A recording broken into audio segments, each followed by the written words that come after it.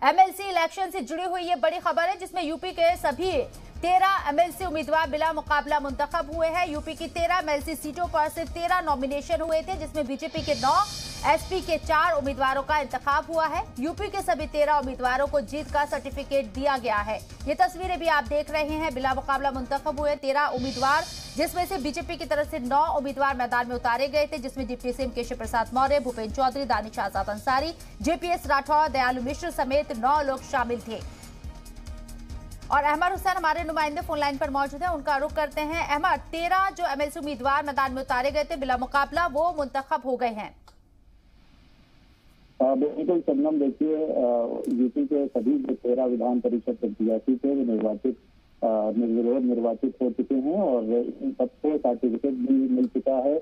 और जिसमें 13 में जो कुल 9 जो एमएलसी थे वो बीजेपी के थे और 4 जो एमएलसी हैं वो समाजवादी पार्टी के हैं। जिसमें अगर बीजेपी की हम लोग बात करें तो बीजेपी में खुद जो डिप्टी सीएम केशव प्रसाद मौर्य हैं उनका भी नाम शामिल है, तो उनको भी निर्वाचित किया गया है। खुद जो इकलौते मुस्लिम मंत्री हैं दानिश आजाद, उनका नाम शामिल है बीजेपी के 9 कैंडिडेट में। और अगर बात की जाए समाजवादी पार्टी की तो समाजवादी पार्टी के जो 4 उम्मीदवार हैं जो जीत जिन्होंने हासिल की है, उनमें सपा के जो स्वामी प्रसाद मौर्य हैं, आपने देखा होगा कि वो अभी 2022 में चुनाव से पहले वो बीजेपी का दामन छोड़कर समाजवादी पार्टी में शामिल हुए थे, तो उनका भी नाम शामिल है।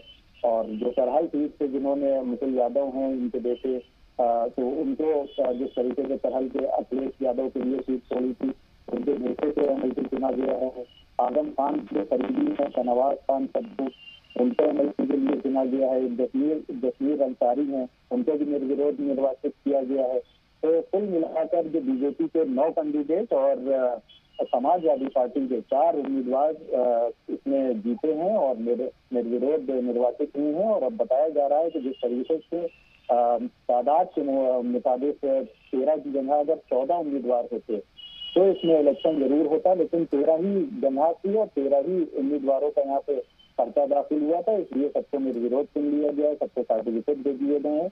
और जो अब बताया जा रहा है कि फिलहाल जो मौजूदा हालात में विधान परिषद में जो बहुमत रहेगा वो फिलहाल तो बीजेपी का ही रहेगा, लेकिन मुकाबला जो रहेगा जैसे 2 विधानसभा चुनाव में रहा था तो वैसे ही मुकाबला जो है वो इसमें भी रहेगा और समाजवादी पार्टी का और बीजेपी का मुकाबला खासतौर से विधानसभा में भी देखा जाएगा। तो कुल मिलाकर जो इसके नतीजे हैं वो आ चुके हैं और निर्विरोध ये सभी 13 लोग जो हैं वो चुन लिए गए हैं। सब चलिए, बहुत बहुत शुक्रिया हमारा आपका तमाम जानकारी हम तक पहुंचाने के लिए। तो 13 उम्मीदवार बिला मुकाबला मुंतखब हुए हैं, एमएलसी मुंतखब हुए हैं, जिसमें समाजवादी पार्टी के 4 और बीजेपी के 9 उम्मीदवार हैं।